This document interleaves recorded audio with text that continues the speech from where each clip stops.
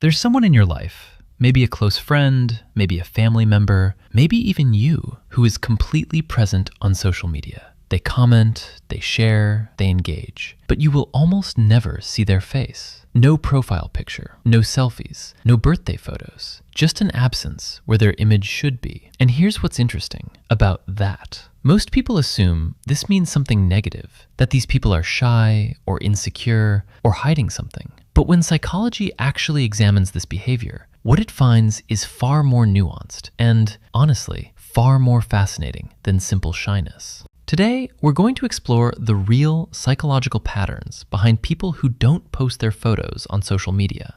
And some of what you're about to hear might make you rethink what you thought you knew about identity, privacy, and how the modern brain actually processes the idea of being seen. Let's start with something researchers have noticed consistently. When people are asked why they don't post photos of themselves online, the most common answers fall into a few distinct categories. Some say they value privacy. Others say they simply don't feel the need for external validation. And a significant number say something that sounds almost philosophical. They feel that their real life exists offline, and putting it online somehow diminishes it. That last response is psychologically significant because what those people are describing, without using the technical term, is something cognitive psychologists call identity context separation. The idea that who you are in real, lived experience is a different thing from who you appear to be in curated digital spaces. And for certain personality types, mixing those two feels deeply uncomfortable, almost like a violation of something private and personal. Research in digital psychology suggests that people with higher levels of what's called private self-consciousness, meaning they spend more time reflecting on their internal states, values, and identity, are significantly less likely to engage in self-presentation behaviors online. For these individuals, posting a photo isn't a neutral act. It's an exposure of something they consider deeply personal. Now, here's where it gets even more interesting. There's a branch of psychology called selt-determination theory, and one of its core ideas is that humans have a fundamental need for autonomy, the feeling that your choices and your sense of self belong to you. For people who don't post photos, this need for autonomy often manifests as a strong resistance to what psychologists call the social gaze, that feeling of being observed, evaluated, and potentially judged by an undefined audience. And the brain, interestingly, does not distinguish well between imagined observation and real observation. Neuroscience research has shown that merely anticipating social evaluation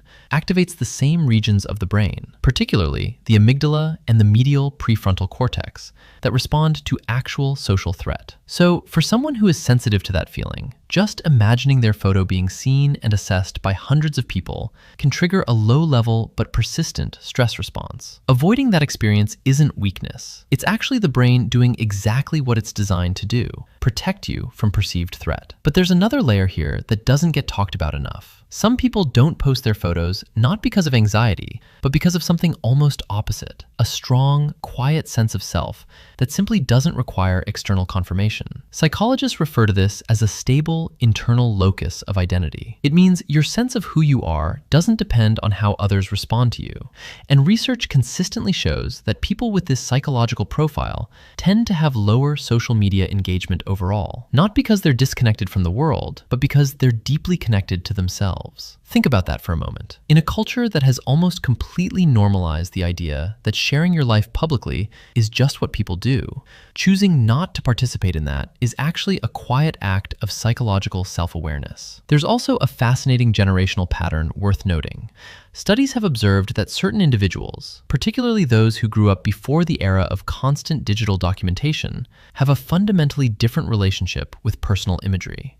For them, a photograph is a private object, something shared with specific people in specific moments. The idea of broadcasting that image to an open, anonymous audience feels genuinely strange, even invasive. This isn't technophobia, it's a different psychological framework for what photographs mean and who they belong to. And even among younger generations, a growing number of people are consciously opting out of photo sharing as a form of digital boundary setting, a deliberate choice to maintain some separation between their private self and their public digital footprint. So what does all of this tell us? It tells us that the decision not to post your photo on social media is rarely one-dimensional. For some people, it's driven by privacy instincts and a sensitivity to social evaluation. For others, it reflects a secure, self-contained identity that doesn't seek validation through visibility. And for others still, it's a conscious, thoughtful boundary, a way of protecting something they consider genuinely valuable. None of these are pathological. None of them are something that needs to be fixed. They are simply different psychological relationships